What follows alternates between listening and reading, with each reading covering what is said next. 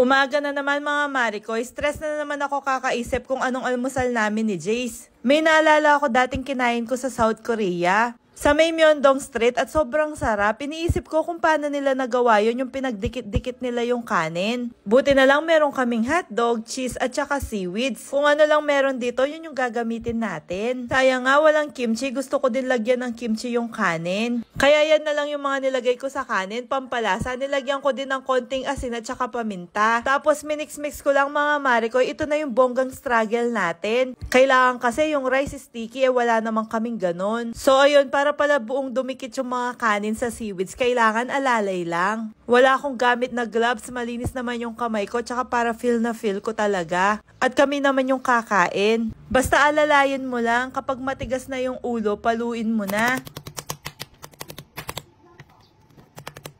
Pagkatapos ng mga Marikoy, ipipirito na natin. Medyo dumidikit yung kanin sa kawali kasi di pa mainit, nilagay ko na. Pero in fairness mga Marikoy, na-achieve natin, ayan na. Grabe, ang sarap tignan. Nakakatakam. Tapos pinatry ko na muna kay G. Sobrang laki yata, kaya nahirapan siya. Syempre, pag masarap yung pagkain, masarap din magkamay. Pwede mo ding lagyan ng stick. Bigla naman amoy Korea dito mga Marikoy. Sesame oil lang yung ginamit ko pero amoy na amoy. Yung amoy talaga ng pagkain nila nagtatagal. Sana all nagtatagal. Kaya yan, gumamit na ako ng water-based essential oil. Sobrang mura to sa Shopee. 100 plus pesos lang, 1 litro na. Alam nyo na, link in my bio. Mga Marikoy, alam nyo bang nagmimerienda din si Jace kapag gabi? Kaya magdi-DIY na naman ako ng literal na cake kasi pancake. Yung pancake mix, nilagyan ko lang ng itlog at saka tubig tapos minix-mix ko na. Tapos maglalagay na rin pala ako ng sausage, hotdog at saka cheese. Ito pala yung gamit ko, mini waffle maker. Nakakapagluto din ako ng itlog dito at kung ano-ano pa.